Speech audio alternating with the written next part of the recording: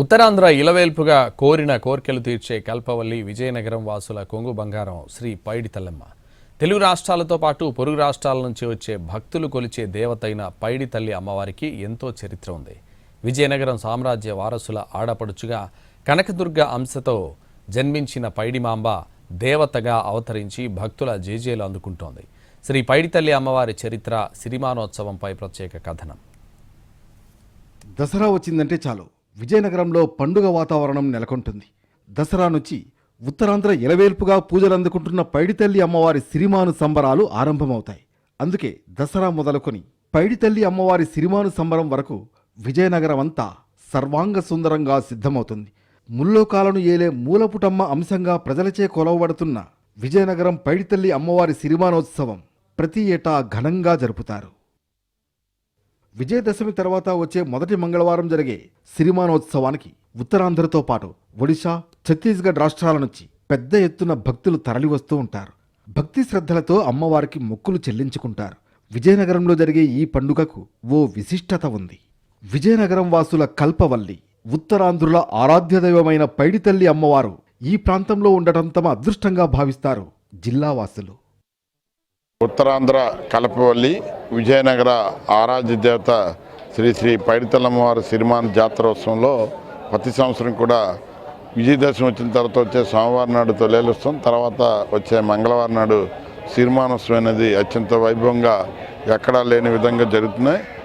వనం గుడికి ఎంతో ప్రత్యేకత ఉంది. పూర్వం ఆ ప్రాంతమంతా అడవి కావడంతో వనం గుడిగా పిలిచారు. ఈ గుడినే అమ్మవారి పుట్టినింటిగా కొలుస్తారు. ఇకపోతే ఊరి మధ్యలో నిర్మించిన చదురు గుడిని మెట్టినింటిగా భావిస్తూ ఉంటారు. ఈ గుడిలోనే రావి, వేప చెట్ల సంగమ వృక్షం ఉంది.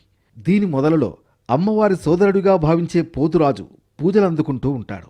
దీంతో అప్పటి నుంచి చదురుగుడి వద్దే అమ్మవారి ఉత్సవాలు జరుగుతాయి.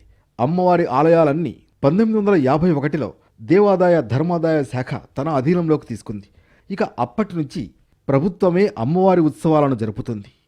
మేము ప్రతి సంవత్సరం కూడా అమ్మవారిని దర్శించుకుంటామండి. మాది తెనాలి. అయితే మేము ఇక్కడికి వచ్చి దాదాపుగా 20 సంవత్సరాలు అవుతుంది. పైడితల్లి అమ్మవారు అంటేనే మాకు ఎంతో నమ్మకమైన అమ్మవారు.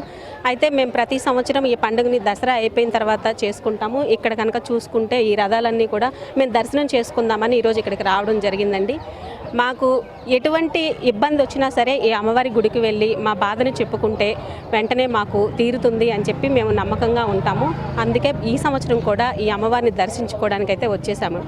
ఆ తాతలు తండ్రుల నుంచి వస్తున్న ఆచార ప్రకారం మేము చేస్తాం. ఇక్కడ పెద్దలు చిన్నలు అందరి సహకారంతో మేము చేస్తాం. సిరిమాను, జలకలమాను, అంజలి రథం, ఏనుగు రథం అన్నీ మా చేతుల మీద తయారవుతాయి. ఆ పేరు కనిమేల రవణ. అంతే సరిపోతుంది. 44 ఇది 43 వెళ్ళిపోయి 44 చేయడం 44 సంవత్సరాలు. ప్రతి ఏటా అమ్మవారి ఉత్సవాలకు అంకురార్పణ చేసి సుమారు నెల రోజుల పాటు జరుపుతారు.